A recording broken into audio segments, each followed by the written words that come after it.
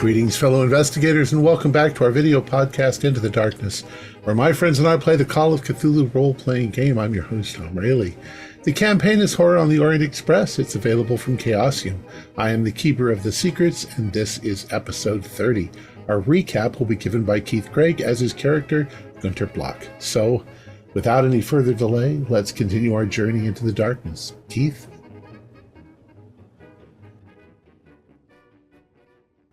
The leg is here. It's stored in a tomb. It seems like it'll be so simple compared to all the other pieces we've had to search for. We came up with a rather simple plan, but the simpler the better. Less mistakes. We just simply go to the chapel and go to the tomb of Saint Isidore one late evening, and then just pry the tomb open and take the leg in the darkness. Simple but elegant. We arrived about a little after 10 o'clock. The chapel was not busy when we arrived. Theodore and Gabriel went to the tomb while I and Dorian stood guard. Using this nasty cough that I've acquired since finding the torso piece, I was able to dissuade a tourist couple from coming down the alcove with the tomb. Sadly, nothing is ever as easy as we thought it would be. To our shock and disappointment, we discovered that the leg was already gone. A note was left behind apologizing to the saint for the desecration of his resting place. But the prior grave robber had needed the leg to repair a figure for his friend. His friend had apparently lost his grandson at the Battle of Montgrappa during the Great War. The envelope did have a clue on it, a wax seal with a unique heraldry upon it. We planned to research the heraldry tomorrow, but we needed rest for the night.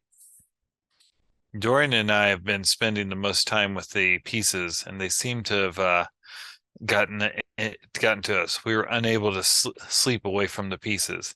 I felt like a drug addict. I know that I need to get away from the piece, but the withdrawal symptoms were too strong to ignore. I knocked on Dr. Kurz's room, and he admitted me, and just as soon as I was near the torso, sleep overcame me. Next morning, we discovered in the paper another murder has occurred. A gondolier was torn to pieces in his boat, and some people swore they saw Death himself pulling a gondola. The health department is also concerned that the stagnant water is helping the bubonic plague return to the city. Aghast, is death and violence to follow us always on this journey? At the library, we were able to discover that the herald was to the family of Germanci, who were doll makers for generations in the city, but have recently changed to making prosthetics for veterans. We went to their factory to hopefully find the man who took the leg. We agreed that I would pose as a businessman wanting to invest in their company to expand it into Germany. However, Dorian went horribly off script and started implying that I needed a prosthetic leg. Through some quick thinking, I clarified what he meant, that my leg was injured, but I didn't need a prosthetic leg. I was looking to bring prosthetic legs to Germany. Dorian and I were given a tour of the factory, but found out that the grandfather had already passed away. Another dead end. But Dorian was able to discuss with the father his desire to find the piece and wanted to look in the company books for a clue. The search is anew. As Dorian was talking to the father, I looked out the window and saw Dr. Neruda talking to some of the workers. Hopefully he's not causing any more trouble. Excellent. So, the one thing I need to start writing down is time of day that we are at. Are we in the afternoon? Yes. I think so. Right? Okay. So, as I recall, Gramanci said that you could come back later or tomorrow. I believe it was tomorrow that he Because they were busy. Yeah. Yeah. I am going to just say this. Those of you who were in the office, in the building, you could do a spot hidden for me.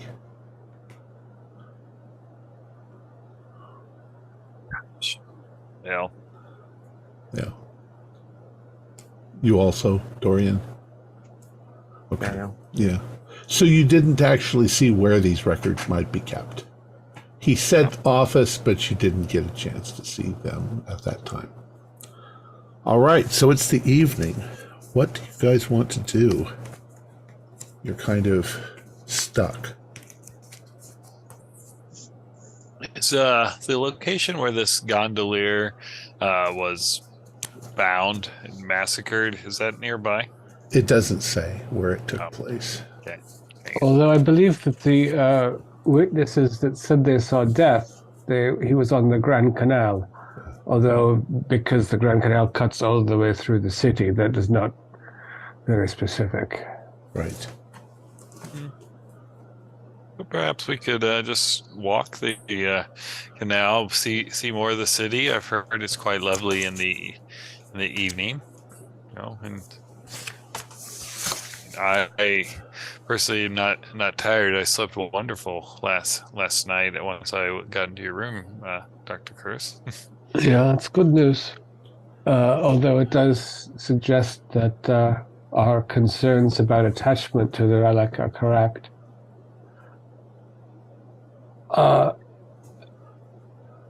Do you think that the limb is still on the premises, or do you think it has been taken somewhere? I thought it was. I got the impression from the note left behind that it was given to his friend.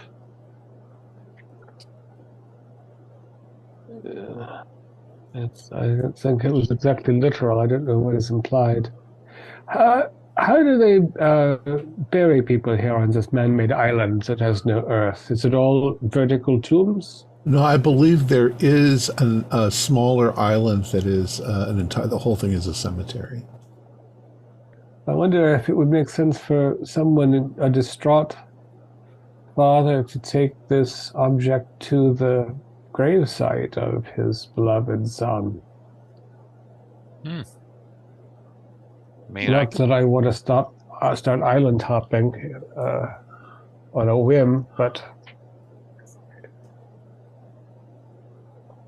as you guys are walking about, though, and you were having this discussion, you begin to notice that there is a great deal of unrest. There have been a number of protests. There have been a number of black shirts beating people up.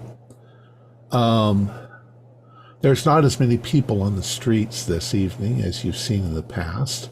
And people who you do see, they tend to be not fooling around. They're going somewhere for some reason, and they're walking briskly. And the mood of of Venice seems to be kind of on the edge. People are nervous, not unlike the strange moods that you've seen, like in Milan, where the people were upset about the diva. In this case, they just seem to be just nervous energy. Perhaps as you're walking down one street, you hear, a protest or a riot that's sort of starting. And do I catch any Italian conversations with maybe kind of hear a little more I'm detail? sure you do, but they're all just generalized, one thing or another. People are upset because the canals smell bad. People are getting sick. The devil is running about on a gondola. People are being murdered. Yeah, horrific murders. People are feeling very unsafe.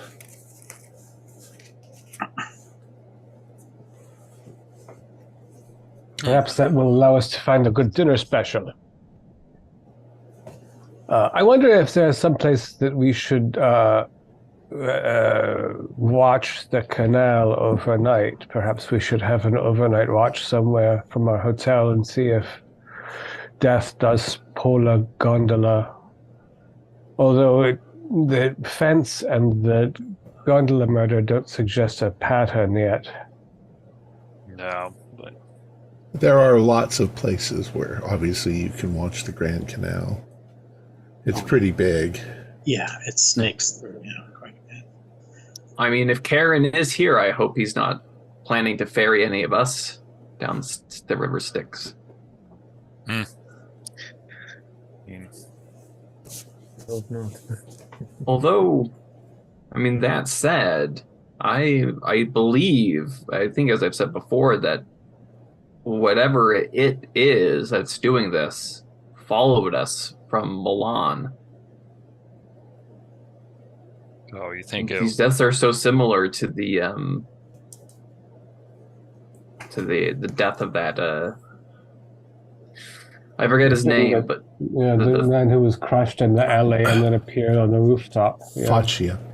Yeah, either Our following good friend us Faccia. or following also the clues to collect the simulacron.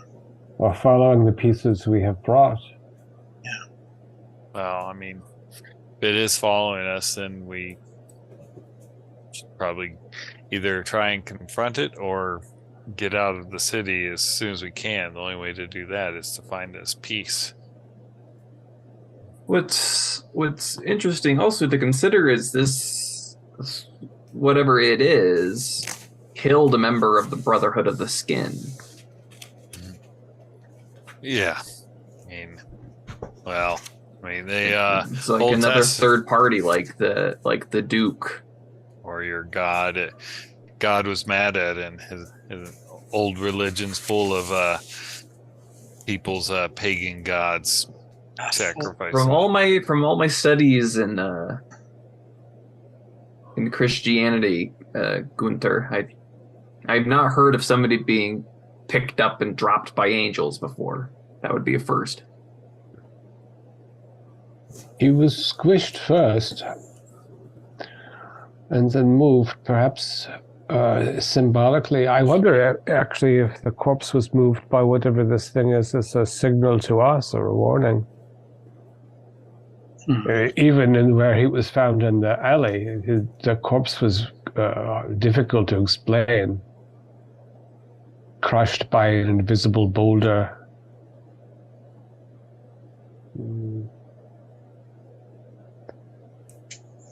Well, perhaps we eat, read the evening paper, have an aperitif, see if we find some inspiration.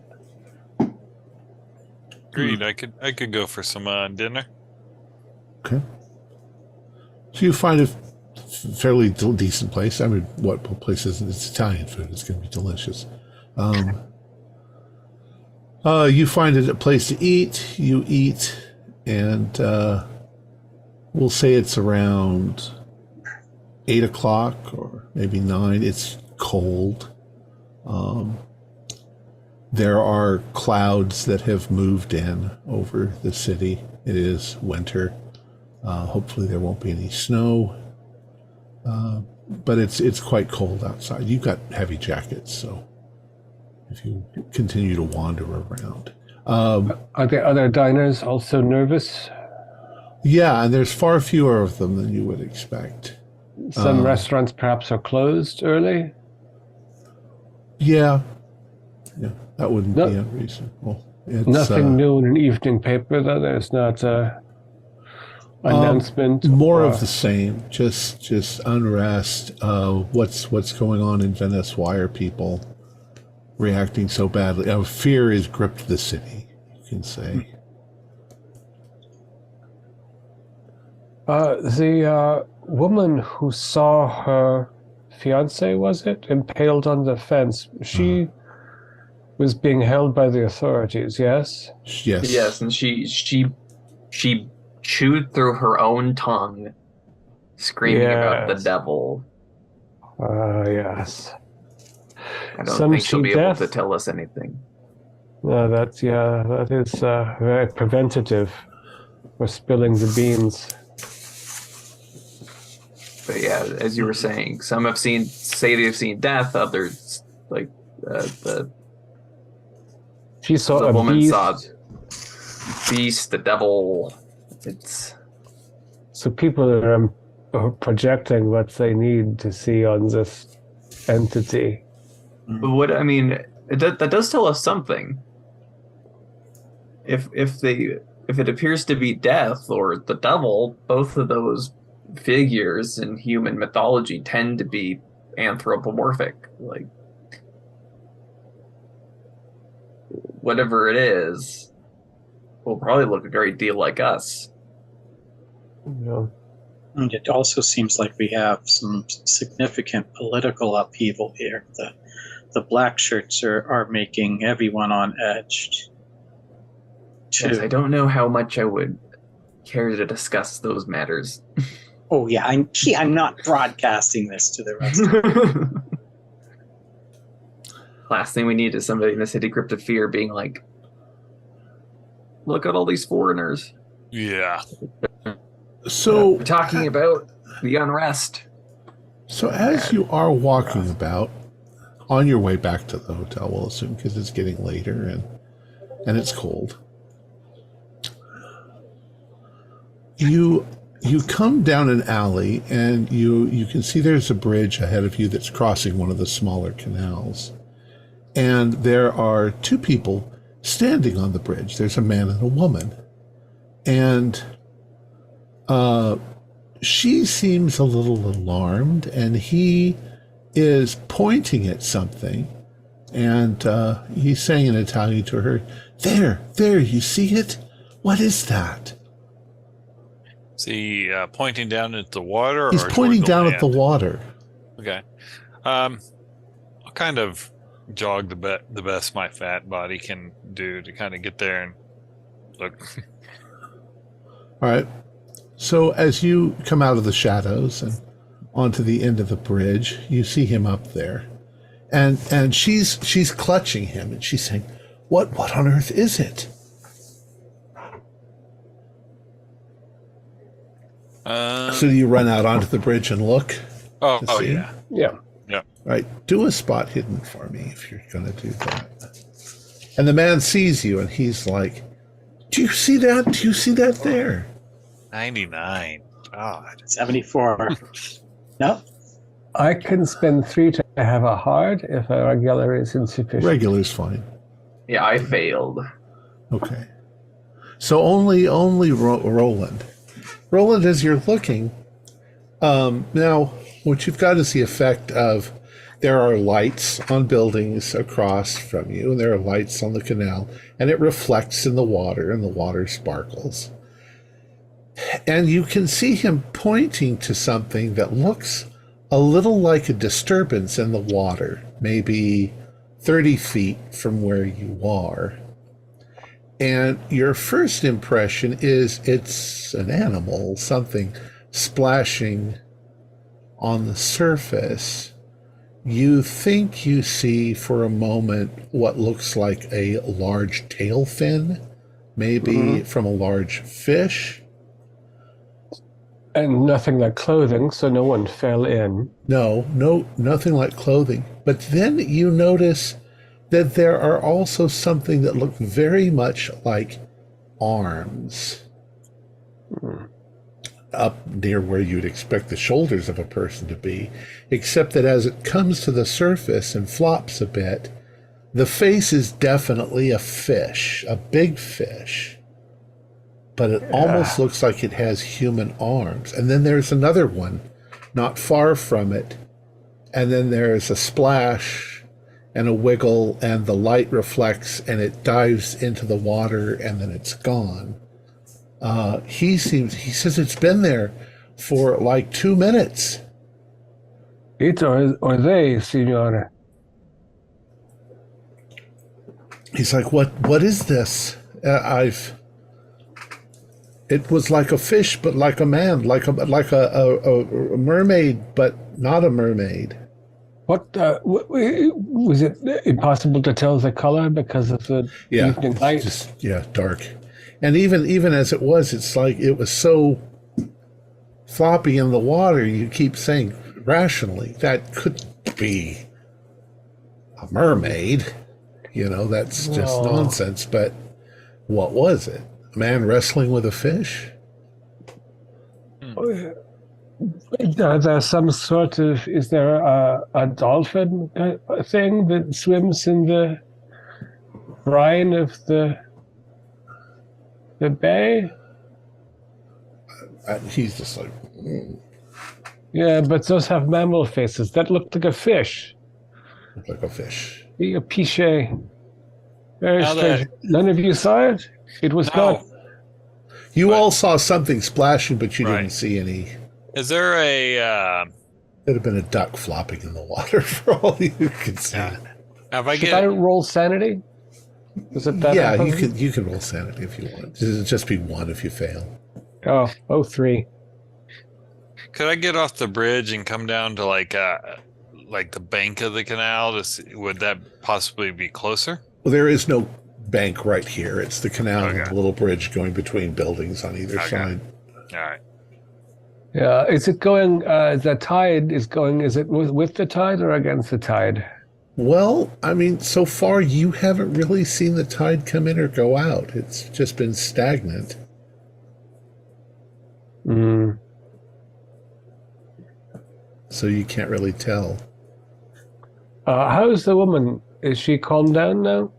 Well, yeah, he's comforting her and they're walking on now.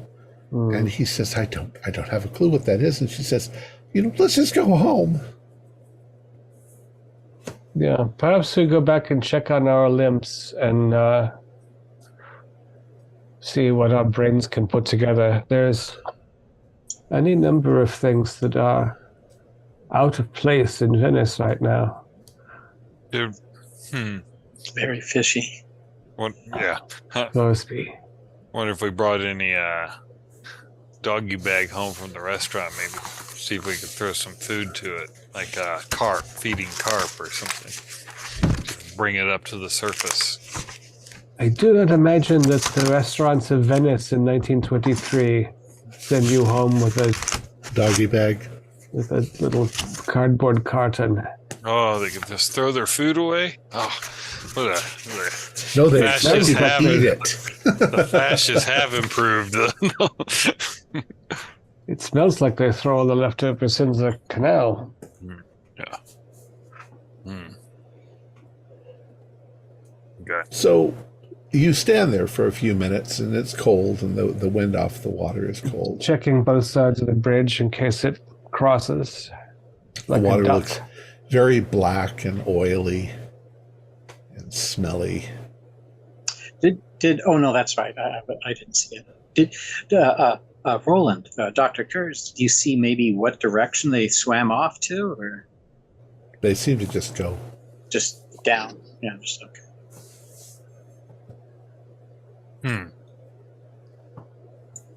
Well.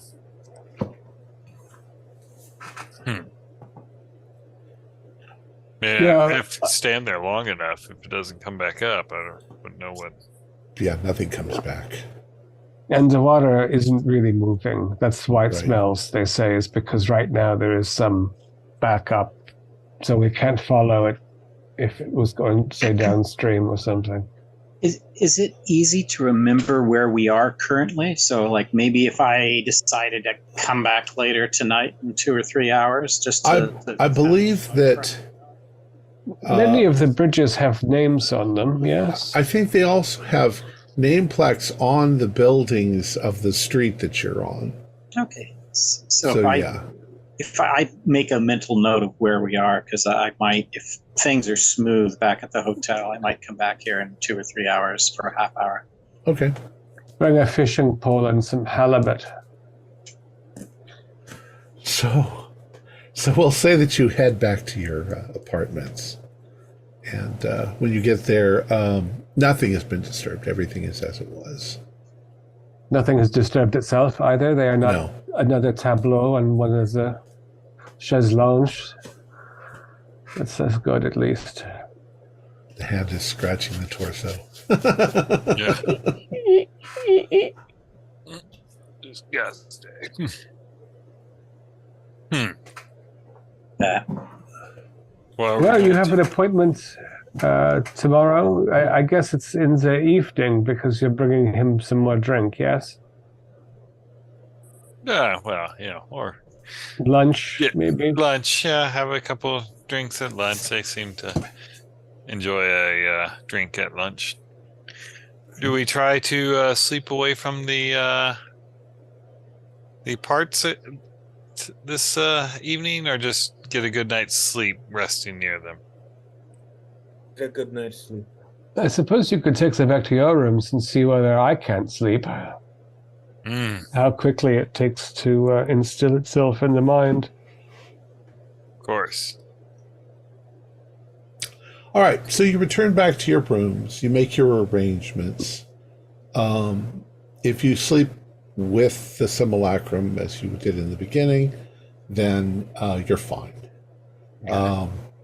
Theodore, if you get up in the middle of the night and walk back there and fiddle around, you don't see anything. Yeah. Oh, okay. But I will have you do a spot hidden roll. Oh, look at that. I got better. I went from 74 to a 73. Is that a pass? No, that's a fail. Still a fail. Again. So it's cold, and it's colder now in the middle of the night. And as you're standing there, you get kind of creeped out. It's just there's nobody walking around. There are still lights on here and there. That water is sort of just, very sluggishly lapping. And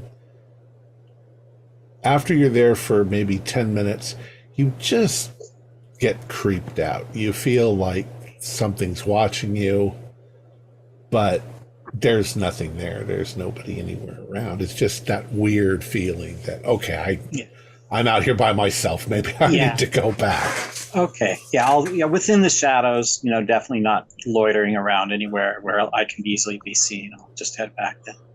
Okay. So you go back, you go in there, you all end up going to bed, and you wake up the next morning.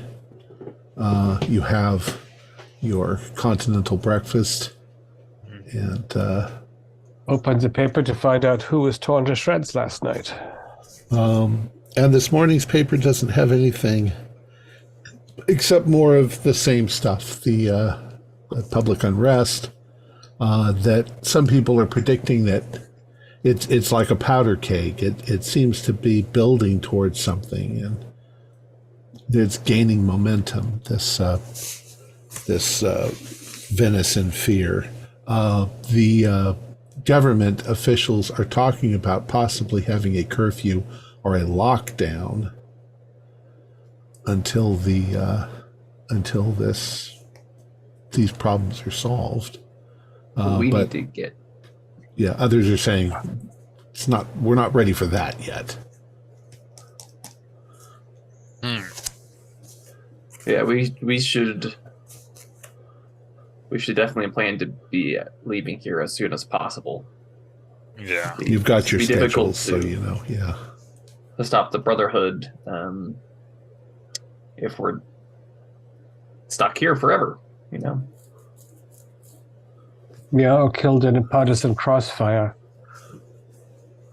Ugh. Okay, so when were you planning on going back to Germanches? 11-ish. Okay.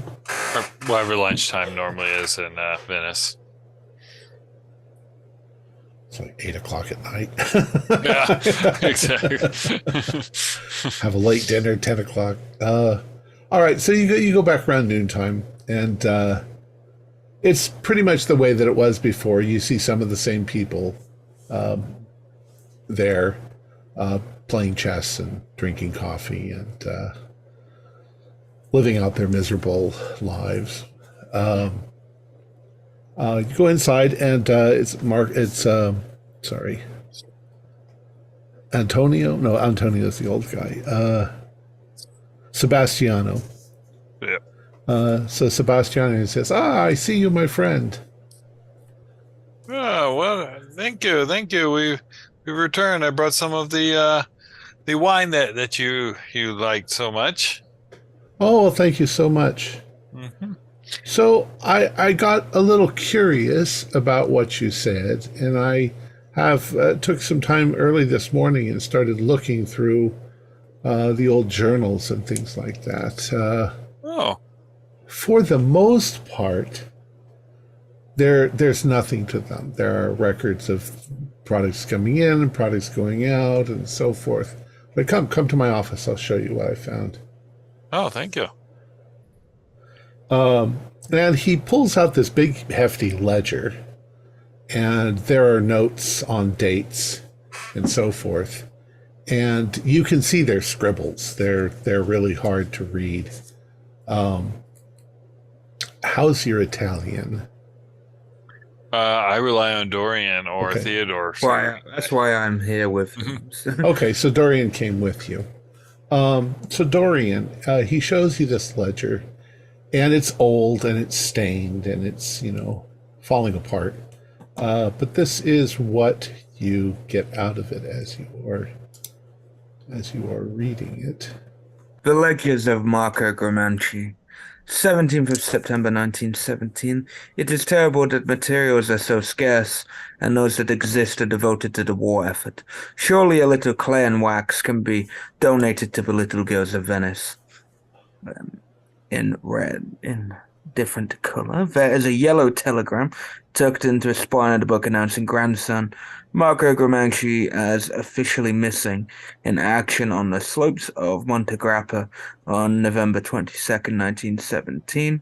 From 23rd November to 23rd of December 1917, no entries. The red stuff is my stuff telling you what. Cool. the list of unimportant stuff. 29th of December 1917.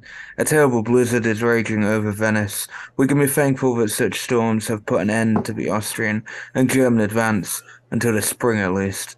During the storm, friends tell me, lightning struck to the campanile of the Palazzo Resignani.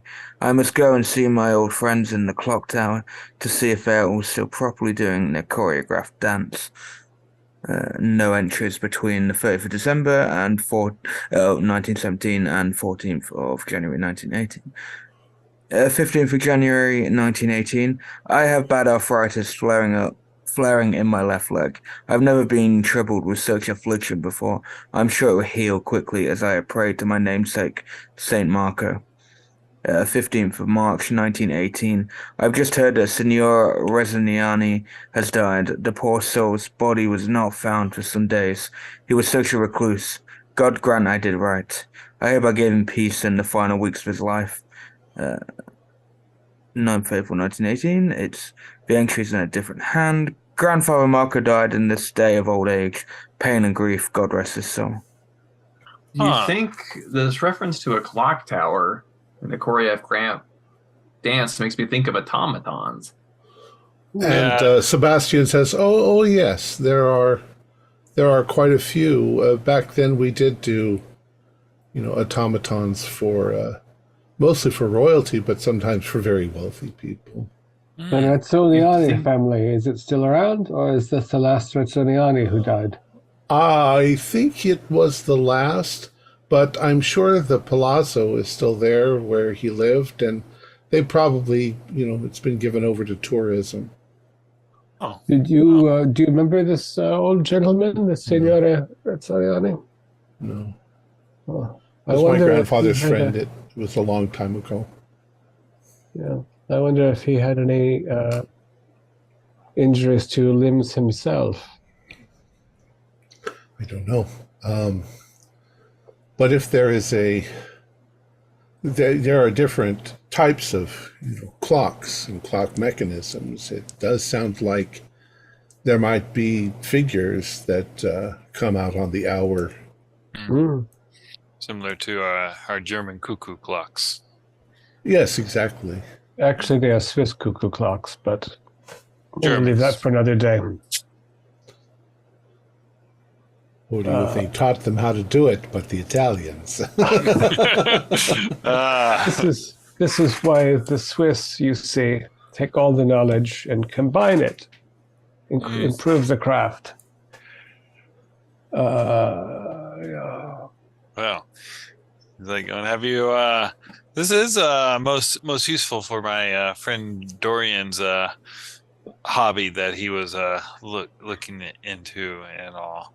I've been impressed with your factory's work, and I think we will could have a very happy partnership, Well, helping out. do you have our business card? And Yes. I've got a couple of aspiring lawyers I travel with that might be able to draw up the contract and help us out. I've seen them argue before. excellent. And other than that, you spend some time with him, probably chit-chatting and drinking. And what are the other three doing? Roland and Theodore and Gabriel.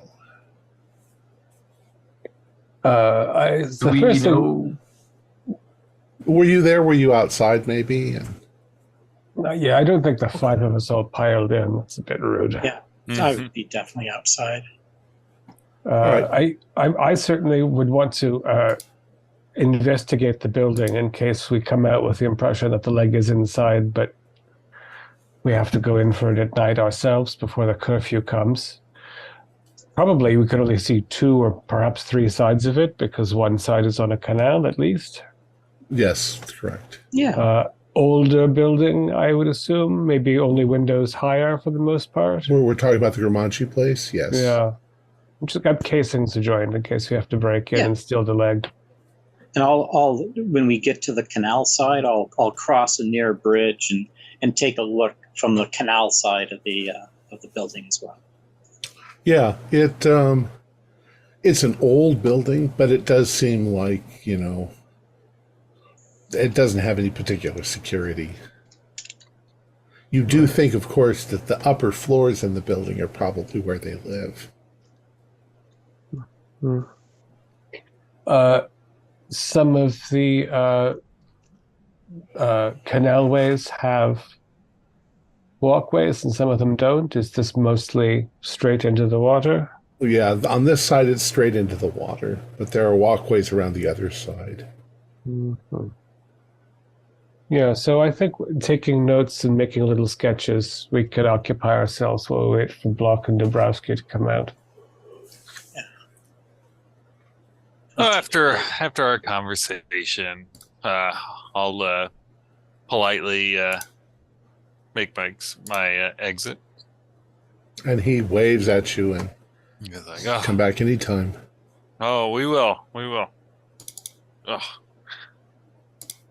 Come out and I relay to the others what Dorian read in the notes.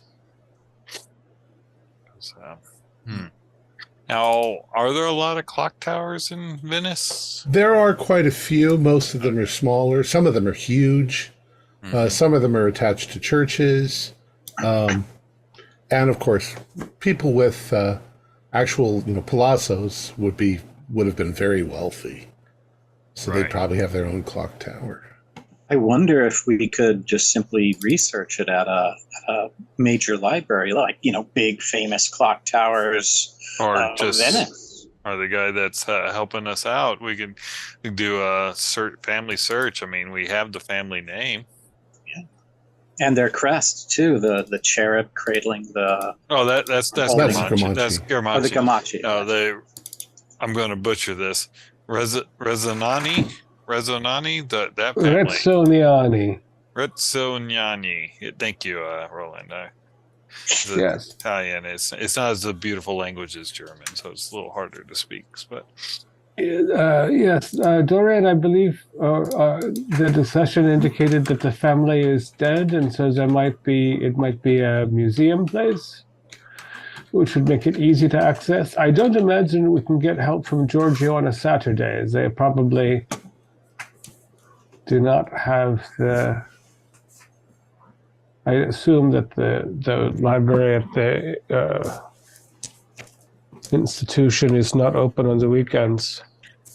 Certainly not on Sunday, but perhaps not on Saturday either. So but Saturday's a good day for tourists. So we find the Palazzo Rezzoniani and maybe give them a few lira and have a look around. Yeah, If they have a very big clock with one dancing girl, we have our man. Yes, we might. The concierge at our hotel might know where it is. Yeah. Good point. Yeah, especially if they've turned it into a museum. I mean, they'd want to advertise and let tourists know that it was a museum to go visit. Yeah. Although And at if, this,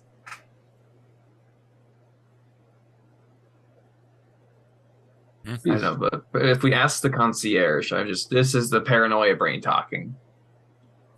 If we ask the concierge where it is, and then we go, and then we suddenly check out, get on the train, and where we went was robbed, in a sense.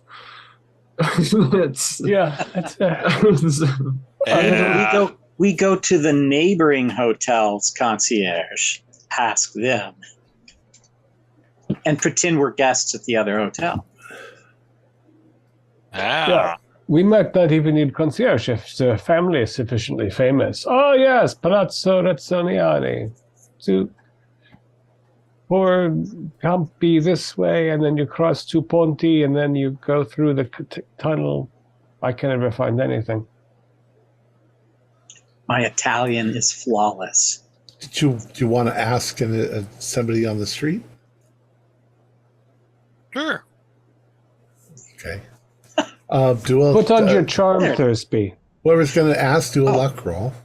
Find the biggest, meanest looking black shirt. And I've got a real good charm, and my Italian's rolling, and I start, speaking Italian. Oh, come stai? Hey, look, it worked. Really well. Oh, si, senor. Si, senor. Now Spanish. All of a sudden. He's a tourist also. He says, you go to Campo Rezzonioni, and it's there. You can't miss it. It's a big red building with a clock tower in the middle. See? You want to find the caretaker. Oh, grazie. And would he typically be in a nearby building or in the same building? See. Usually near the entrance, there'll be a cottage. And he says, you just straight on. Of course, everybody says straight on because they're joking because it's... Yeah. Perfectissimo. All right. It's reminded me of the catacombs. Now we will find a sleepy guard with a big belly, and he will tell us we only have a half an hour. If we go upstairs and also meet Guillaume, that's it. I'm off the train. So you find that you do have to ask multiple people as you're going along. And they all say, so this way, and this, sempre dritto, this, straight on this way. And you realize you are kind of winded, going in and out of things and so forth, but you do seem to be making progress in a direction.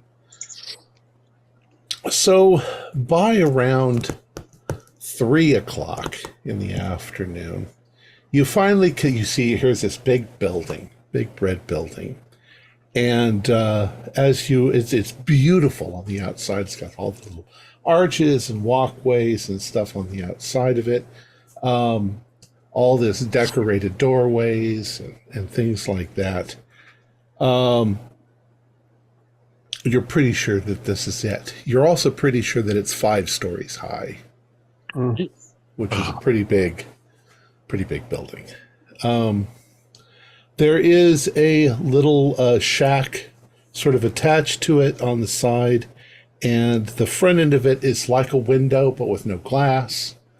And sitting on a chair, or you hope he's sitting on a chair inside the building, but sort of leaning on the windowsill looking out, is this rather old, shriveled up man, dressed in fairly plain clothes. And he's sitting there smoking a cigarette, and he just notices you. He assumes that you're just going to walk by, but he looks like a caretaker. Mm-hmm. Well, so we'll stop and in front of him,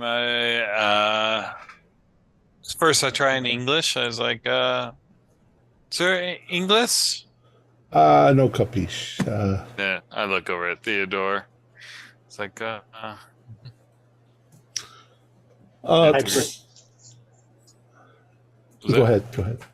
Or I break into full translation. Okay, what are you going to say? I go, we are interested in looking at the clock tower architecture of Venice, and we were recommended this building by a few residents. Let's see, Palazzo Razzaniani. Yes.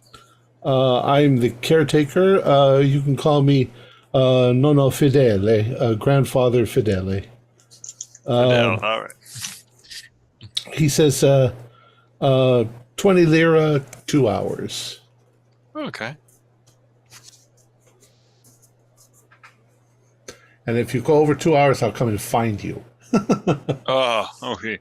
We definitely won't be 2 hours. Wouldn't want to inconvenience you, sir. And he says, you are free to walk about. Most of the doors are open. If you come to a door and it's locked, that's private residence. Nobody lives here. The owner passed away a number of years ago. He was the last person in the house, so he was here all by himself for his last years. Oh. And he says, he sort of with over his shoulder just sort of points like that, pointing into his shack, but he's behind him, and he's like, the clock tower, it rings every quarter hour, and you can see there are figures that come out. Oh. Unfortunately, as so many of these campanile were built for these wealthy people, the campanile points into the central, you call it atrium area of the building, not to the outside. And it can't easily be viewed unless you are on the 4th or 5th story. Oh, well. Because it was meant to be viewed by the owner from his room. Of course. Which is on the 5th floor. And the 5th floor, we can go there for the 20 lira? Well, you can go up there, but you can't get into his private chambers. Of course. There are... And he goes on telling you the style of the building, little details like that he was a collector of statuary, that there are hundreds of examples of statues that both inside and outside the buildings.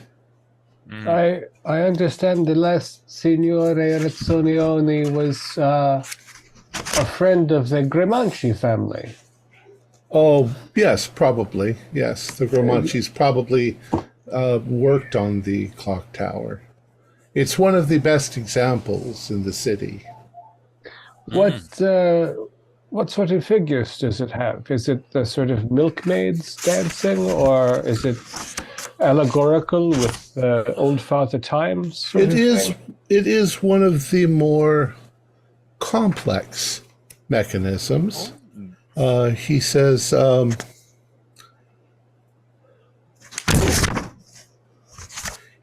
there are 8 figures, and they come out 2 at a time to the center. There is a lass and a lad that come forward and kiss. There is a lion and a Turk. There is a soldier and an assassin, and there is the angels of death and life that come out. Everybody do intelligence rolls. Those they don't happen to be life size, are they? Extreme. Yes, they are life size. Oh, Did we have Extreme as extremes? well. Yeah. I got failed. an extreme. I failed. Extreme. Double. When he mentions the figures, something halfway through his list of figures, you get the funny feeling you know what he's going to say next. And somewhere deep down inside, this memory is nagging at you about the angels, the death, the lad, the lass, the soldier, the Turk, the lion, and the assassin. You've seen them before. In a dream in Lausanne, on the streets as you walked. That same thing. In fact, the lion in your vision sprouted wings and took to the air. And when you came into Venice, there was a lion with wings, the Lion of St. Mark. That's right. It all comes sort of rushing into your head. Man. Excuse me, I have to close my door. Oh. We might be getting a little close to something here. So, one of us will have to tear the leg off the Turk and throw it over the Campanile Tower, and one of us will have to wait on the canal and catch it, and we're off. Yeah. We're out. That's it. That's all we got to do. Simple. Easy peasy. Well, we do know that upon getting close to pieces of the simulacron, that they give off very unusual properties and sensations. Yeah, this is the strange thing. It doesn't seem as though the illness or the attacks are based around this charming old red stone tower. But we go in and see. Yes.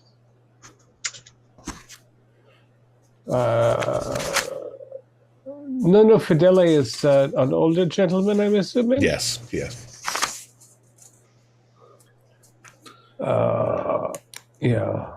And if you continue to engage him in chitter chatter, he also does mention that the last fellow who lived here, who died in apparent agony from arthritis in his leg.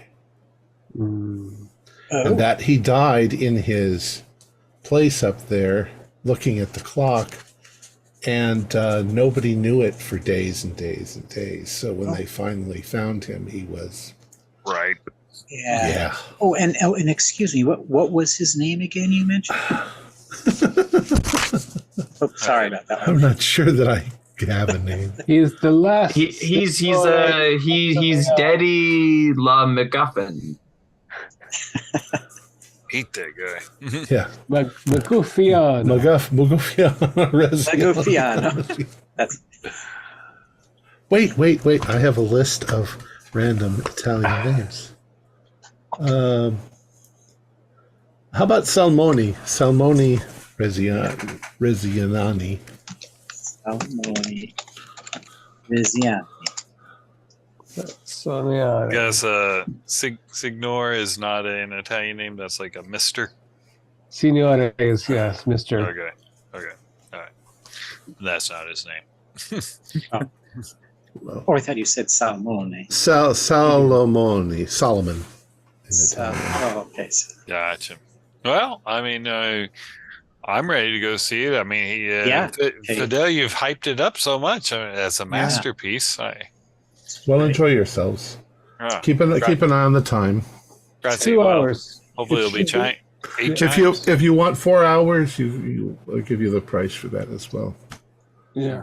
And no, Fidele, were you already working for the house when the lightning struck the Campanile? Oh, no.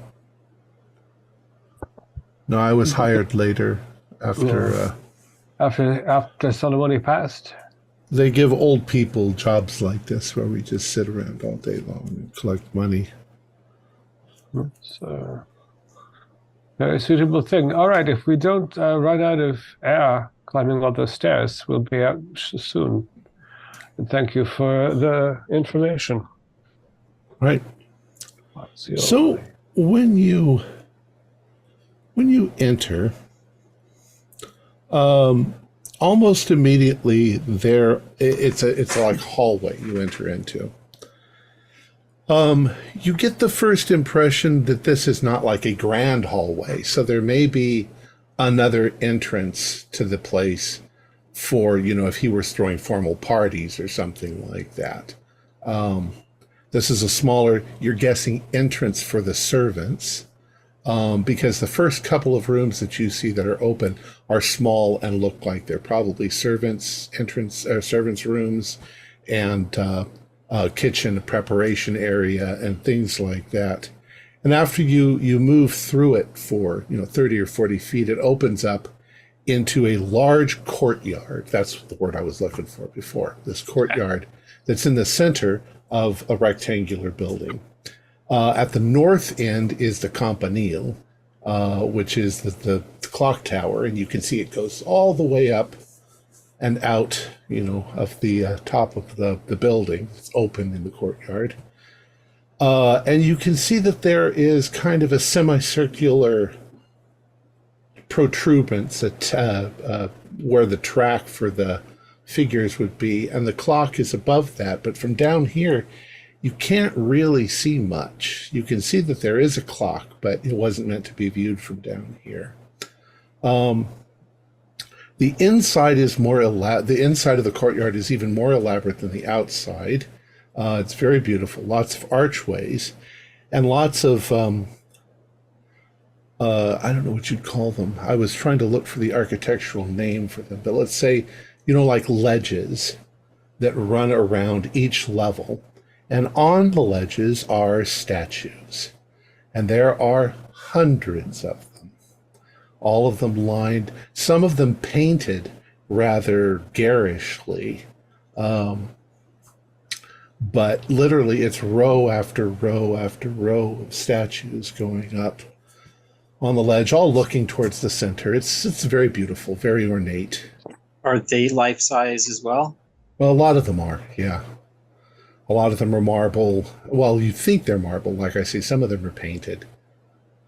Is it mythical scenes or biblical scenes or casual scenes of daily life? They look mostly like historical figures.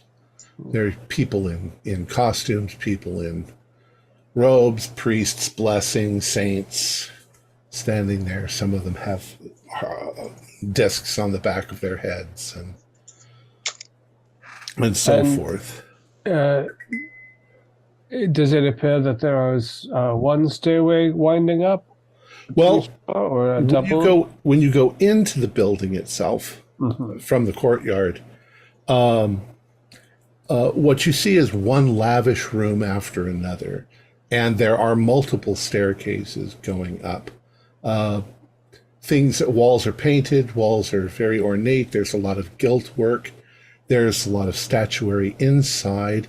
One thing that is interesting is all of the carpets have been rolled up and pushed up against the wall. A lot of the furniture is covered with dust covers.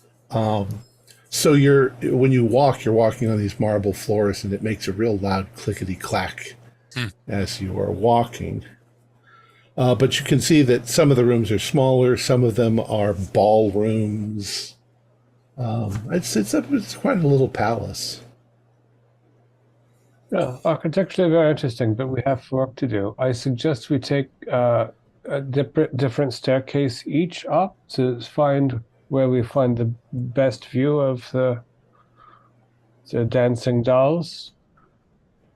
And I hope we will not be compelled to break into the dead man's home, but perhaps only from one vantage can we see the piece that we need. Or perhaps it is still in the bed where he died. If this is the friend that Signore Gramanci brought the leg to replace his own, No, I thought it said a figure. It's Yeah, it is a figure. Yeah. So I think it's a figure in the clock. Perhaps the lightning struck the leg of one of the beings. Yeah. Perhaps the angel of death, in fact, or the Turk also would be appropriate. Hmm. All right, I'm going to take this one on the left. All right, I'll take the one on the right. Oh, All right, so you guys are going to start working your way up. yeah, I'll go right with you, Hairblock, if you don't mind. Thank you. I will go with Kaz. I would like you all to do spot hidden rolls. Ooh, yes! Hard pass. Ah, damn. 78 fail. 81. 17 is 92. also a hard success. Okay. So, those of you who got hard successes, you're up to maybe the second floor, and you're walking along. But you weren't with the others. The others are going another way around. They're in another part of the building working their way up. You notice, as you look at the campanile, you don't see any doors. There are some little windows going all the way up. But it doesn't seem to be, it seems to be almost independently attached to the building. And when you get around to where, it would attach to the building, it's just a solid wall. Wonder if there's like maybe a hatch that Well, you'd climb up a ladder to. You got good rolls. So you go to the edge and you're looking out the window and you realize that it does look like there is a door, but it's all the way back down on the bottom floor. Aha! You don't know if it's the only way in, but it's the only way then that you can see from where you are. Perhaps that door is where we want to go. I think that might be a very good idea. So Theodore and Gabriel end up going back downstairs while the others of you are going up. Or would Gunther also be with us, though? I think Gunther was in the same direction. I was with you. Yeah, you came with me. So Okay. Dorian and Roland are on the other side. Roland are up. So Dorian and Roland, as you're going up, you get to the third floor, the fourth floor. You check your watches, and you realize that you're almost at the quarter of the hour.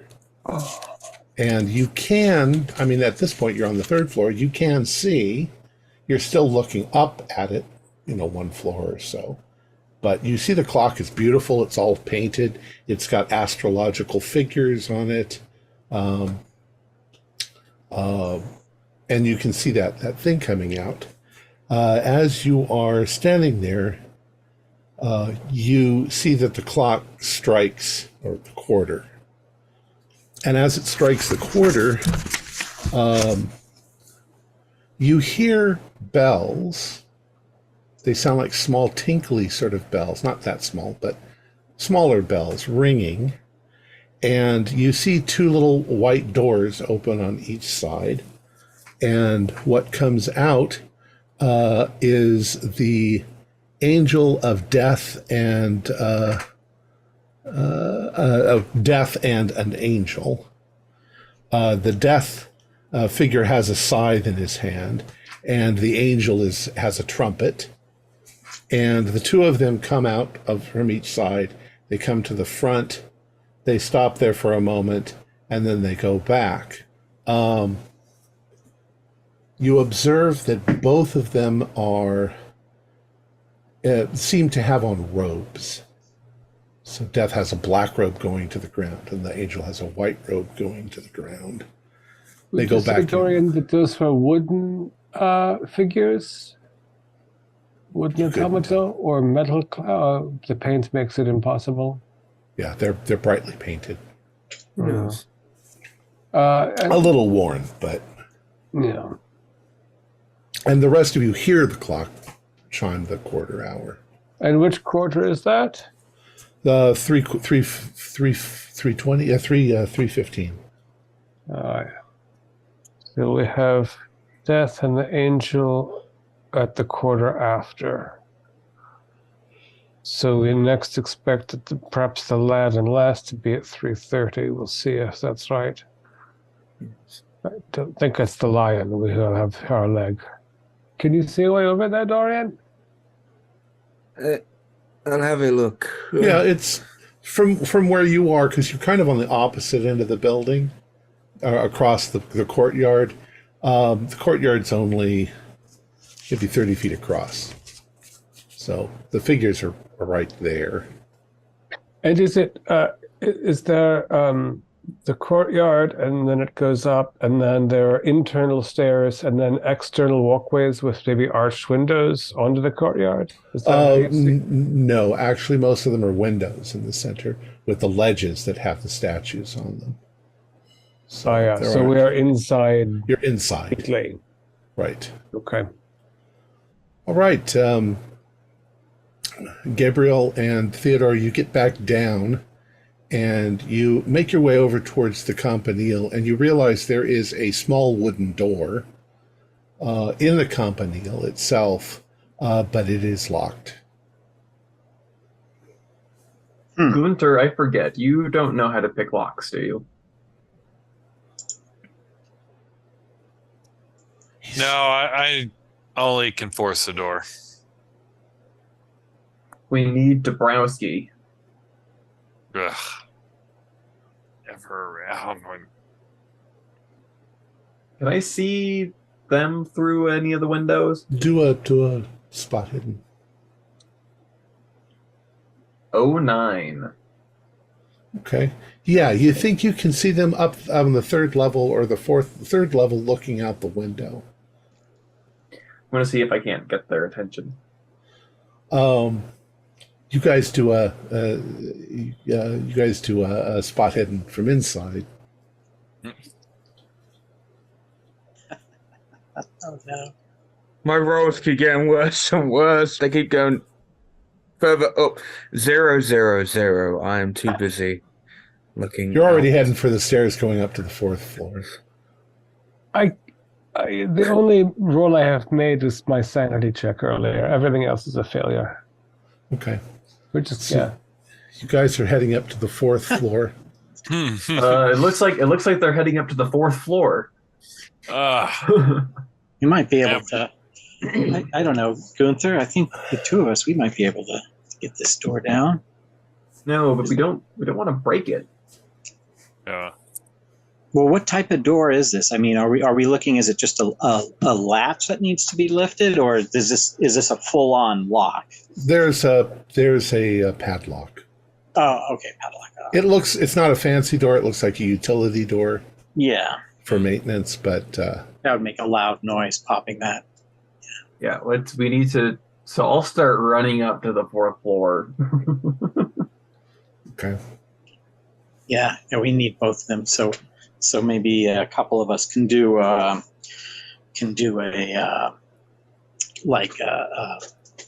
decoy in case anyone gets too close and starts snooping around towards us. I can feign a heart attack or something. Yeah. Okay. Well, there is nobody else in the building. Well, that's good for starters. Still, good to have an ace up your sleeve. Yeah. All right. So I would like you guys to do a group luck roll. I have 56. I have 57.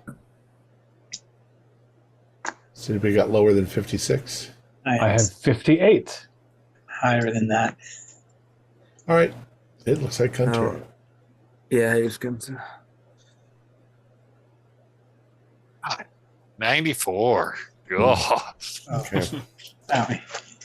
So as you guys are working and exploring and looking around, you hear a distinct sound. It sounds like rain. It's clouded, and you can hear the rain splashing off the building. It's light. It's not heavy rain, but it is cold. So being outside, you're not outside, but Yeah. the inside of the building's pretty cold too. They're not heating this whole building.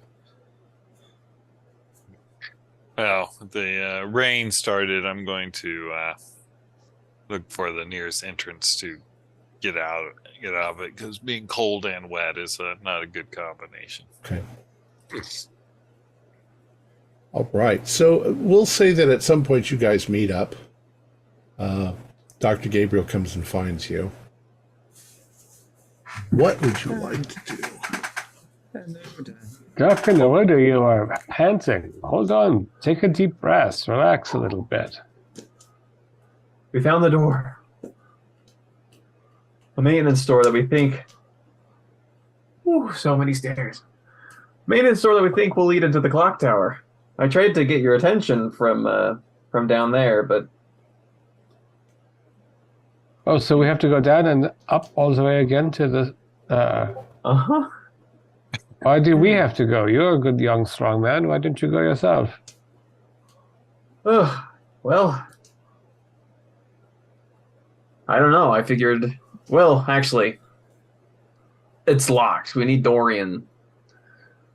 Dorian, you have your hairpins in, I hope.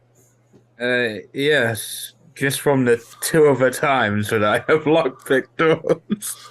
But yes. So as you until guys, somebody else has a higher lockpick than 1. as you guys have met up on the 4th floor, another 15 minutes has more or less gone by, and you are all across from the clock tower when it rings at 1/2 the hour. And this time it does something a bit more. The first 2 that come out are the Turk, armed with a scimitar, and a winged lion armed with his front paws.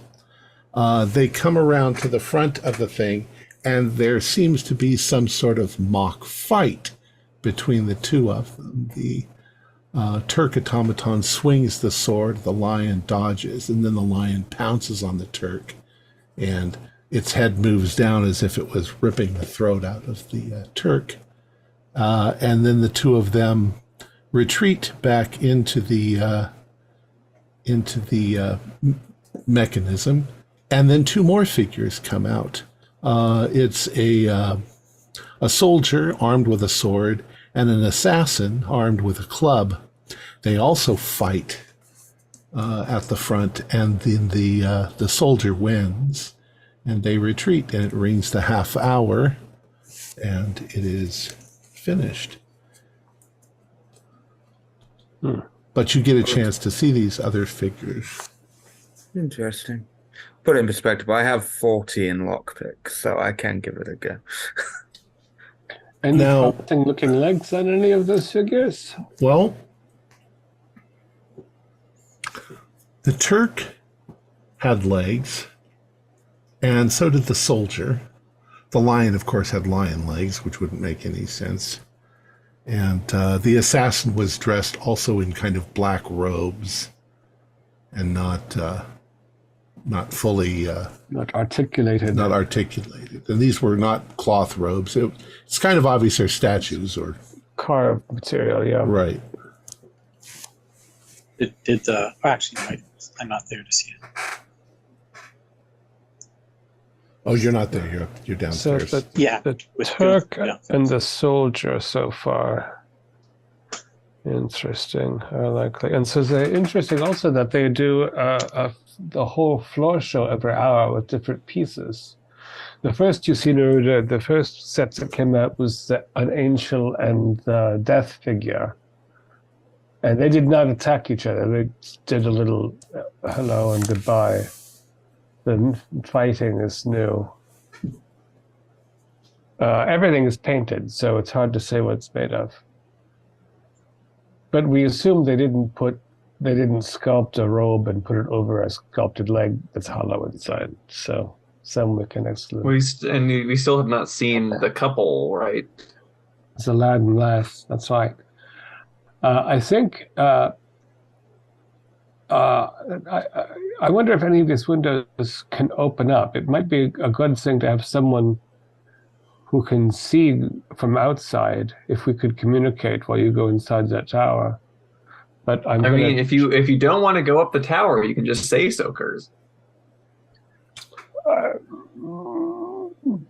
From the fourth floor, you are directly across, well, almost directly across from the campanile. Not perfectly across, because right next to you is the closed room where apparently the old man was found. But you're still at a really good angle. And yes, the windows do open. Good. So maybe, Dorian, you practice your hairpin skill on the master bedroom so I can watch from exactly across the way. And then you go and climb the tower and grab the leg, and we do the old three-leg shuffle so that the feed alley doesn't notice. Oh, yes, I can. Why not? Gives me a chance to practice.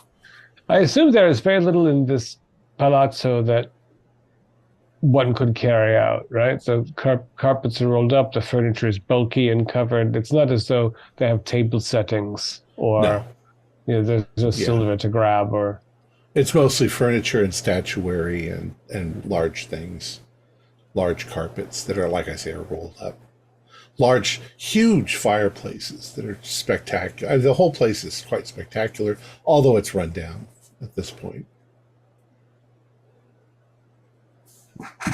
All right, so Roland, are you going to stay there by yourself? And the others are going to go break in? Or I'm inviting Dabrowski to open up the door to the apartment. So I can watch from there. Theodore's already down there. Yeah, I'm down there with Theodore also. I'll give it a lockpick for him. It gives me a chance to... So, Dr. Gabriel, are you going down there as well? Maybe I'll keep Nerud up here with me if he gets the door open. I'll stay here with Roland. I'll try and open the master bedroom door or whatever, the apartment for these two. Then I will go down and attempt to open the door for the other two. Oh, okay. You're gonna open up the private room. Okay. Go ahead and do a... This is on my suggestion. I think that I suspect there's something about the view that is different. I will attempt a locksmith. Okay. Go ahead.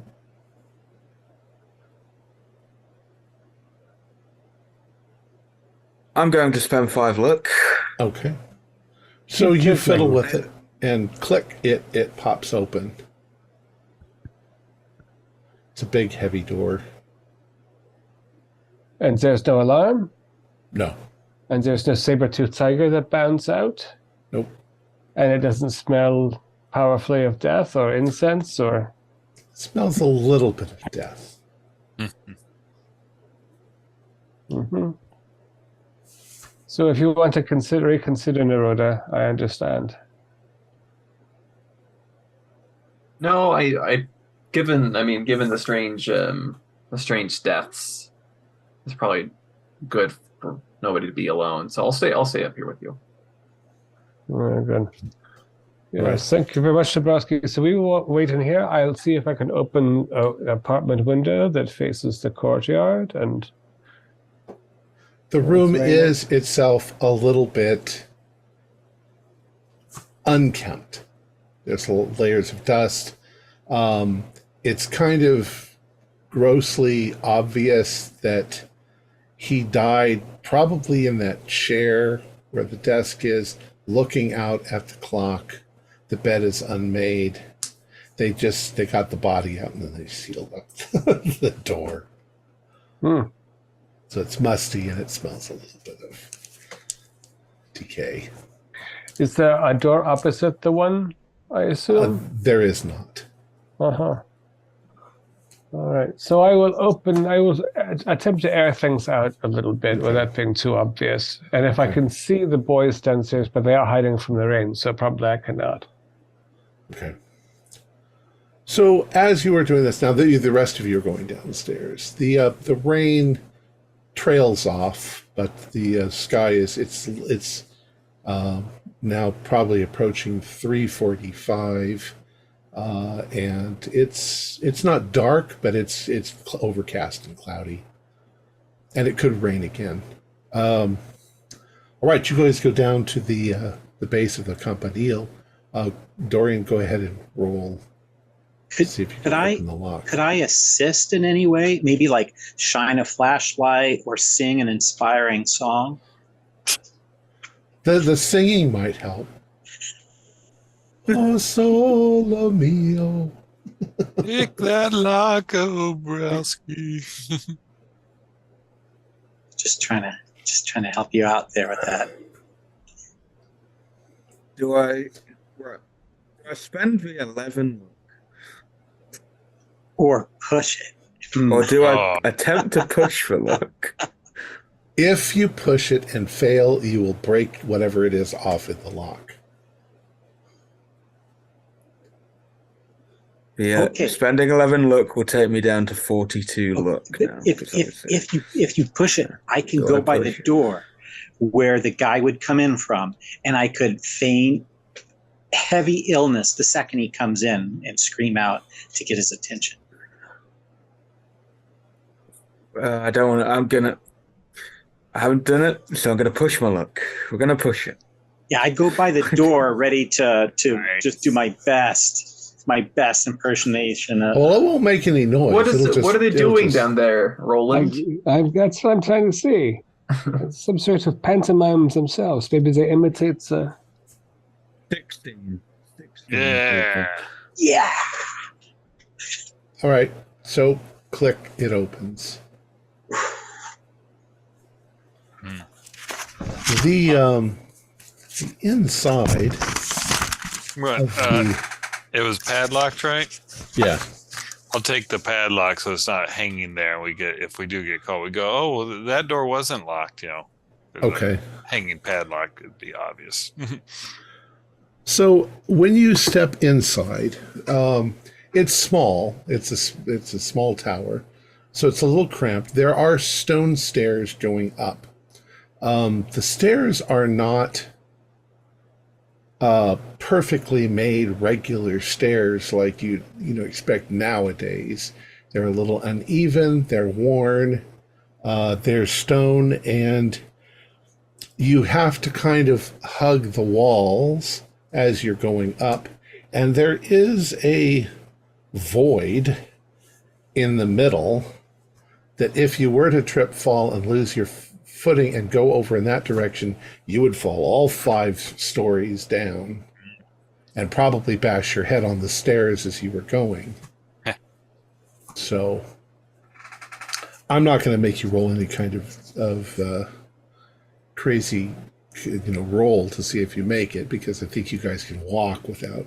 But it is precarious, you find. Up you go. You go up 5 flights, and as you get to the top, the stairs go up to a trap door.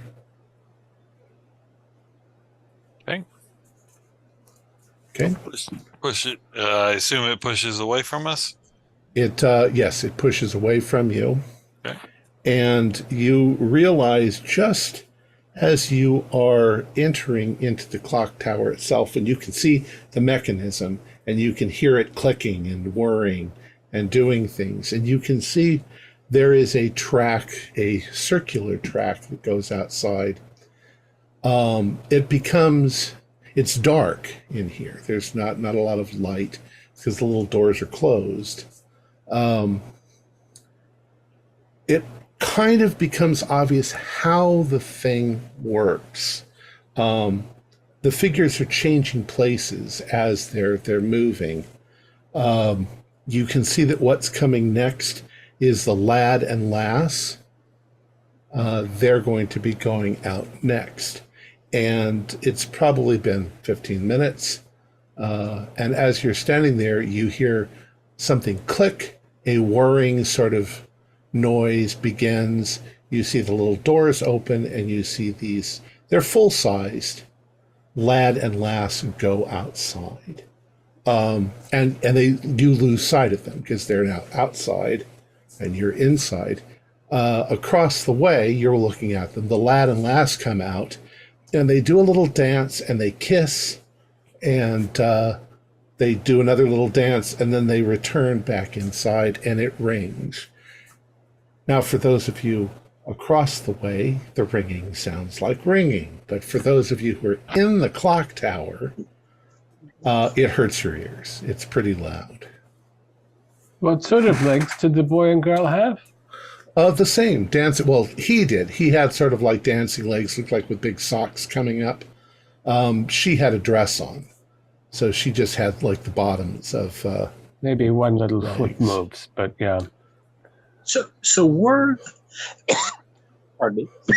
So Gunther and so we're really close to the statues of the clock that come out. Well, not the statues. Yes, you have to kind of step up onto the mechanism carefully because there's a lot of things you could trip and fall and get your foot wedged in.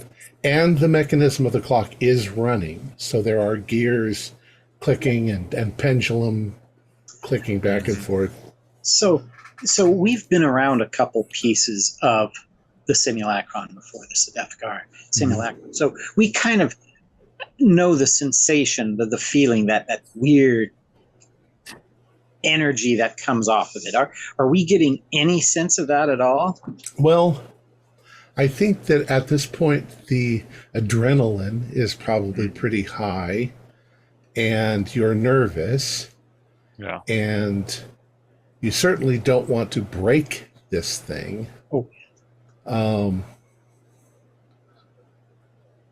I'd say you feel quite a lot of tension.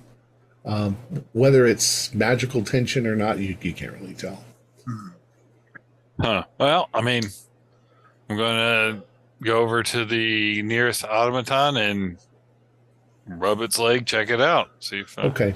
You can see that the legs have been painted. Mm-hmm.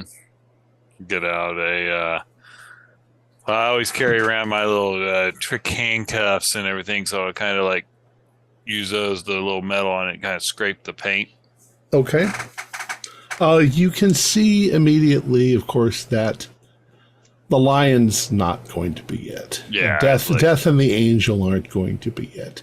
The girl is not going to be it. So it's got to be the Turk, and the assassin's not going to be it. So it's got to be the Turk, the soldier, or the boy. Okay. I'll go to the Turk first. Okay. His legs are painted white. There's a gold leafing on them. You start to scratch them, and you can tell that they are, in fact, made out of wood. Mm-hmm. Dr. Gabriel and Roland. Gabriel, so we saw first angels of the angel and the death, and then we had a duet at a half hour with 4 different figures doing 2 sets of battle. Right. And then only the lad and the lass. So I guess on the hour we see all 8 figures, and they have some kind of ballet, huh? That would make a lot of sense. I wonder if something they will do will give away what the piece is that doesn't belong. That was so important that it was stolen from a church. But we have 15 minutes. Is there any bookshelf in here? Sure. And he was sitting at a desk, so maybe I'll see if there's something in the desk. Okay. You look in the desk. There seem to be some papers, things that you'd expect somebody with all this kind of money to have. Razzoniani, stationery. Stationery, yeah, things like that. Most of it's getting pretty old. It's dusty. There are some books, human skin. but no magical book or anything like that. Anything that says Gramanci on it? Nothing. How about you, Dr. Gabriel? What are you doing while he's looking around the room? What I'm doing is from the perspective of laying in the bed, where exactly does the eye fall on the clock tower itself? I know it faces it, but I'm just curious where exactly. Right. I'm just wondering if there's any way to figure out where to be watching the ballet for a specific figure. It would seem that the room was constructed in such a way that the tower is right there. So the window itself frames the view. Okay, so it's an expansive window. It's Right, not like and only it's seeing one big, part it's of it. there. Okay. And I would like you to do a spot hidden. 04. 04. All right. So you are walking back and forth. You're getting your perspective on this. And as I said, there are ledges with statues all over them, all around. There's quite a few statues within view outside there along the thing. As you're looking at the clock tower, something catches your eye, just out of the corner of your eye. And it's one of the statues actually on your side of the courtyard. And out of the corner of your eye, you glance over at it, and something about it just sticks in your mind. And as you're looking at it, or as you're glancing that direction, the statue suddenly turns and looks at you and falls off the ledge down into the courtyard. It's not the clock tower. It just fell. It looked at me and fell. I'm going to start. I'm going to take off. Okay, you run out of the room. Yep. And I'm like thumbing through a diary from 5 years ago, like a sleuth. I've got ink on my thumb. Gabriel suddenly calls out and runs. Do I hear a smash? No. Okay. Neruda is younger and faster than I, and I want to close the door. I'm going to see if I can wave to the clock tower. Yeah, they can't see you. They're closed inside. All right. I'm going to close things up and then move down. So, Gabriel, you run quite quickly down the stairs. And Jim sneezes. You get to the ground floor and you run out into the courtyard, which is kind of wet, from the rain. Though it's not raining at this point. There is no statue there are statues, but there's no smashed statue. I look up to where the one looked at me and fell. Yeah, there's a blank spot up there. Well, where the hell did it go? You almost, because you weren't looking directly at it, you almost think that it turned and looked at you and smiled before it fell. It was quite almost. It was definitely a person. Looked like an older gentleman.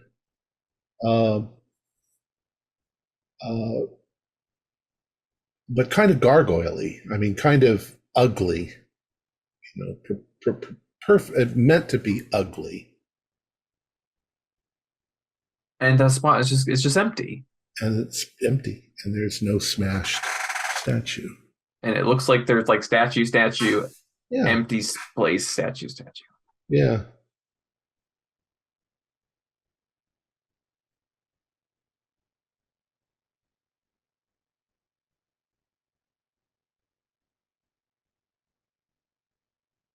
Do a sanity roll. Yeah.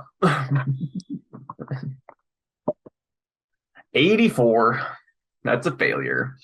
Just take 1 point of sanity damage. You're very confused. Roland, did you come running down behind him? Maybe slower? Yeah, I wasn't running. I want to, we might have to come back. So I'm closing the window and putting the drawer back. And I probably peered out the window. So maybe I see a dry spot where the thing was. But unless it's under There seems to be a dry spot on that ledge. It's not dark like the other spots. Now, from your point of view, you can't see the ground. I mean, you can see a bit of it, but you can't see straight down. Not straight down, yeah. But Gabrielle gestured in a direction and said, "He fell." And so I look and I see a dry spot, and that's strange. And I lock the door, if some latch on the inside or something to pull it to, and then I follow him down. One of us is going to have to run up the opposite tower, and it's not going to be me, so I'm in no hurry. Maybe each floor I'll look down and see if I can make out the people opposite or Neruda on the ground, or to see what fell and broke. You probably can see Neruda on the ground by this point because he's ran like a spring chicken. Where is it?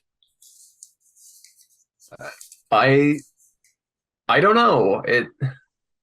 It turned and it smiled at me, and then it fell, but Was it stone or metal or painted? It was painted. it was We're pretty painted. sure. But it was obviously stone. It was very, very light colored. And it had legs, yes? It had legs. It was kind Any of wings? gargoyle-esque. Did Did it have wings? Did I see it with wings? No, it didn't have wings, and it didn't have horns or anything like that. It was just very, deep, wrinkly, ugly face. And it's just gone. Like it. I mean, it Yeah, didn't fly away. it knew that you were watching it. Maybe we have to go back to that room again. I want to wait and see the hour chime before I come all the way down, because it's interesting. You can go get the others if you want. All right, so back up in the clock tower, Gunter, you have scraped at the Turk's leg, and you've determined that they're both wood. Yeah. What next? Now, you tap it, does it kind of get the wood? Because the legs are kind of like a porcelain that we're looking for. All right. Correct. Well, I'll move on to the soldier. Theodora and Dorian do a spot hidden. Oh my gosh, that's really funny. Yeah, so 72. Yeah. I've been 74, 73, 72. Fail. Nothing for either one of you? No, and I can't spend that much luck or have nobody luck. All right, so Gunter, what are you going to do next? I'm going to go up and before I kind of scrape, I'm just going to kind of like tap it. Does the leg feel wood, or does it, Which one? feel like it? The soldier. Okay. The left Go leg. to the soldier. You go up to the soldier, and you're tapping on it with you said like the padlock I grabbed. Oh, okay. The left leg of the soldier doesn't sound like wood. It's still painted, but yeah. And I will take the edge of the padlock and just kind of scrape. Okay. You scrape a little bit of the paint off. And underneath the paint, there is this deep, purpley colored object. And you're pretty sure it's the simulacrum's left leg. Okay. I look up. I was like, I think I found it. However, you're not exactly sure how it's attached. Mm-hmm. It's been. What is my mechanical repair? Not good. Well, creepily run my hand up the leg up to the crotch and kind of feel for the seam.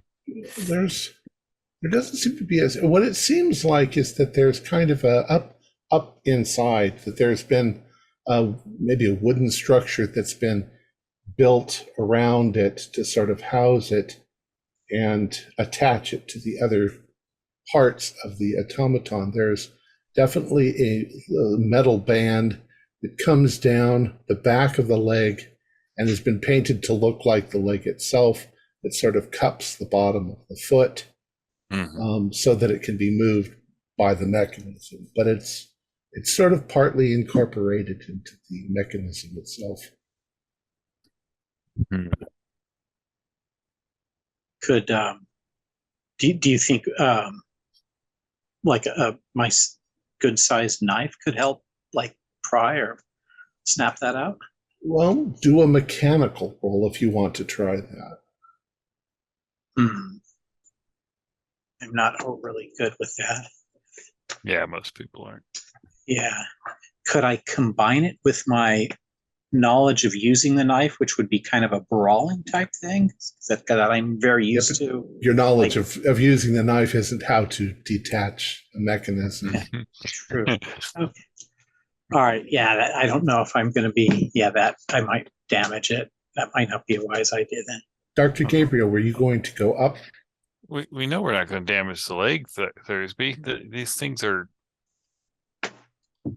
indestructible. Well, I would go up, but I fear by the time I get up there, the bells are going to go off, and like I would rather just wait. And I'm also just, I don't know, having failed that sanity roll, I'm like fixated on that. Yeah, you know what? Thought. Where did it go? Theodore, everyone's going to notice the legs missing if they look at it anyway. Let's just push this fucking statue over. We're pushing it over. Let's give it. Okay. I'll give this a try because I think I would just fail. I don't think I would. Here we go. Let's just try to. No, that's not a horrible fail, but it's still a fail nonetheless. It's 35 out of 10. What were you trying to do, Theodore? I was trying to, with the knife, kind of pry open, dislodge the strap which attached the leg. So I'm not like crazy trying to do damage. I'm just trying to like get it in there and pop it open. And you failed. Yeah, okay. But not a horrible failure. All not right, as bad as earlier failure. So you kind of try to, that metal bar coming down the back of the leg, you kind of wedge your knife in there and you're kind of prying at it and hoping, you're thinking that you might actually be able to pry the leg loose from the mechanism, and you're working it, and you kind of have to wedge it and push it, and you're turning the figure a little bit as this happens, and something in the mechanism kind of gets pushed and engaged. And when it does, you hear the whirring of the machine behind you sort of make that distinct sort of click. You've still got like 7 or 8 minutes before the hour is going to change. And suddenly it sort of clicks and begins to engage, and all of the automata begin to start moving into place. Do a dexterity roll to try and get out of the way. Me too, because I'm probably standing right there. No, no! Oh, because I am with them, so I'm done. Got a great dex, but I did the classic 00 and then that's cool, and then another so you got triple. Yeah, don't worry. I rolled an 82, which is also a fail. So I failed also 80 out of 50. So okay, so you realize that the mechanism has engaged, but it has engaged incorrectly. And Roland, you're still across the way looking.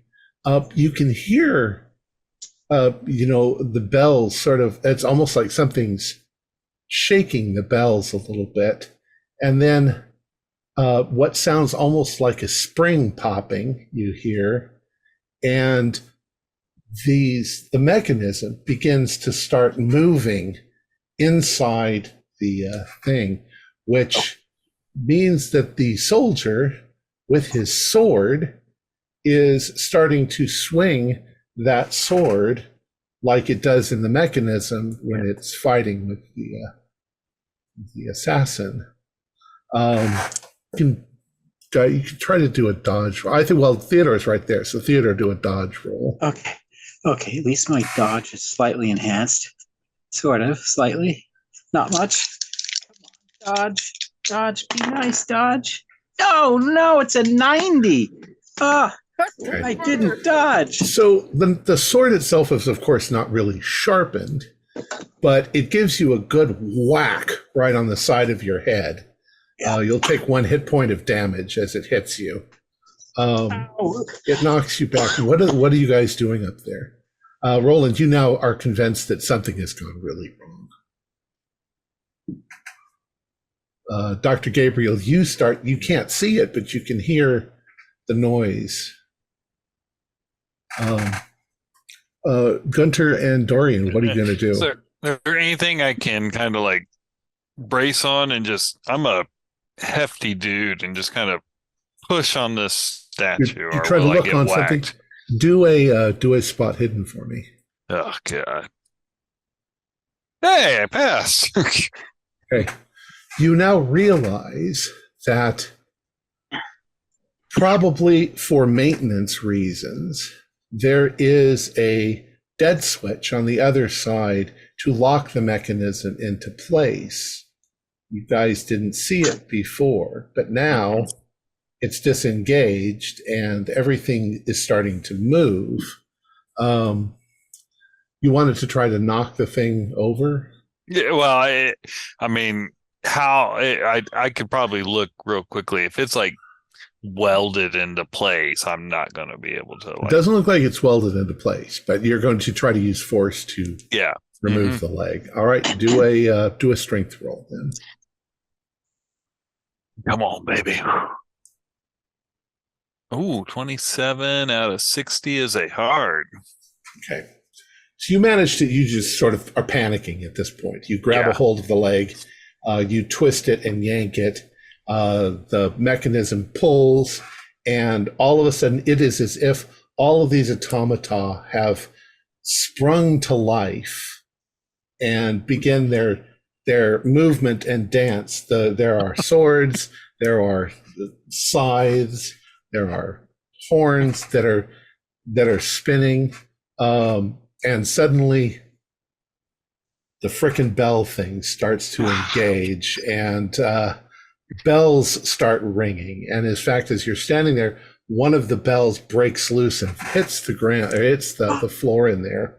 But you do manage to pull the leg off. Only now the whole mechanism is breaking and falling apart.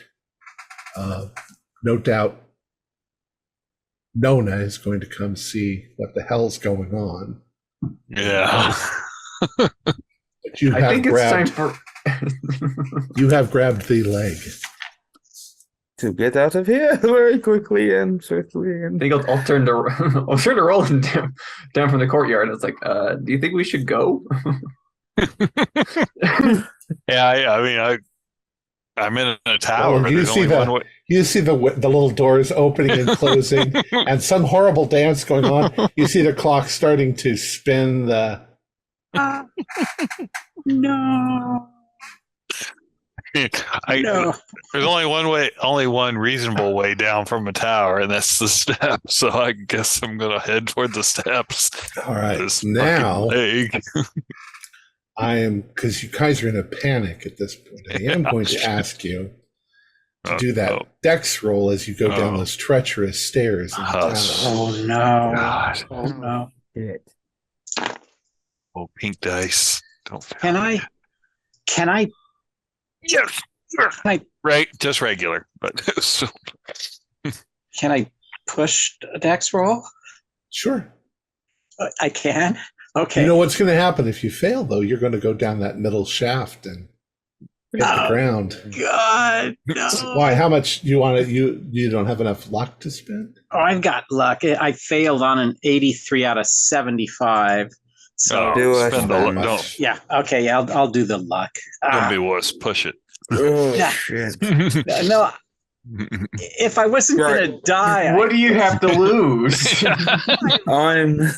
I'm going to spend the luck. It will take me down to 40 luck overall, so I will have the lowest luck from now on. But Okay, but you scrambled I down do the not want stairs. to. I do not want to fall down the bloody stairs. Ouch. Roland, are you coming downstairs yet, or are you still up on the... I think I'd made it down to about the third, and when I start to see the springs come out, I am thinking, this reminds me of a silent film I saw. Yeah, we have to get the hell out of here. They've broken everything. Okay. I will Down you- probably be closest to the entry, so I will try to intercept None, assuming that their heads don't start raining down from up there. Maybe all of the springs have cut them to ribbons. I don't know. But I will say, None, we saw a figure up there. Just, if I get there first. Okay. My guess is that they'll get there first. Because they're not having to run through the building. They're just coming down the Campanile stairs. Oh, for some reason I thought that the entrance was on the opposite side of the Campanile, but that's just in my head. All right. So the four of you get down there first, and then Roland comes up behind you. The bells are ringing erratically, and you hear the distinct steps of None coming click, click, click quickly into the building. Gunter, what are you going to do with that leg? I was thinking about when he comes there, just hit him in the head, knock him out, and just hit with the leg. Wait, but before, this was a cold day. We all had big coats on. Oh, that's true. That's you do right. have Yeah, big so- coats on. Yeah, big coats. Okay, and you're yeah. great at sleight of hand, I think. I am very good at stealth and sleight of hand and hiding stuff. So you come right. You're in the courtyard as he's coming in, and he's like saying, "What is happening? What is happening?" And he steps into the courtyard and he's looking up. Of course, you can't really see anything, but he can see that something's going terribly wrong. The bells are ringing. And he looks over at the door to the Campanile and he's like, "No, that was locked. Why did you go in there? What are you guys going to do?" I'm going to try and fast talk him and go. No, it was unlocked. We went in and we started to go up, and the clock started going crazy, and it's so loud. No, you've ruined it. I'm going to call the police. Policia. Look, it's the communists. They're getting away out the back door. I'm not going to be fooled by your nonsense. It's just It's just Neruda. What do you guys Yeah. do? I'm going to hit him. Oh, you are. Yeah. I mean, we're in a courtyard. We can knock this dude out. Get the. So All right. Here we just knock him out. Here we go. What are you going to hit him with? the leg. Hit him with the leg. Okay. Goodness, I would guys, like you to say do anymore. do a brawl roll. Tell me what your head aiming at. His head? Yeah. Okay.